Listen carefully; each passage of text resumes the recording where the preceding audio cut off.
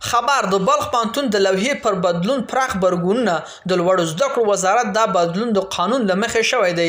نور حال را سره په ویډیو کې وګورئ او ډیوه کلیک چینل در سره سبسکرایب کړئ. په سلامونو محرک علیکم. د بلخ پوهنتون د لوحې څخه د دانشګاه کلمه له بیرته کولو سره سم اوس د لوړو زده کړو وزارت وایي چې دا بدلون د قانون پر اساس شوی دی.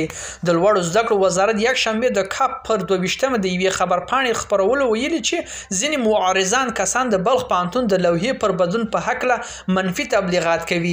دغه وزارت ویلي چې د بلخ پوهنتون د 1466 کال راهیسه د بلخ پوهنتون بلخ په نامه رسمیت لري او دا موضوع پر اساس قانون او د لوړو زده کړو وزارت پر قانون کې راغلی ده.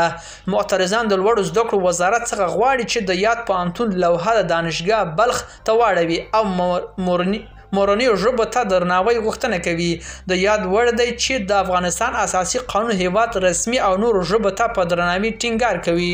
ملګرو دا زموږ چمتو شوی ویډیو که تاسو ویډیو په اړه کوم نظر پیشنهاد لرئ موږ سره په کومنټونو کې شریکوئ او د لا ښکلو ویډیوګانو لپاره له موږ سره پاتې شئ. تر بیا ښې چارې.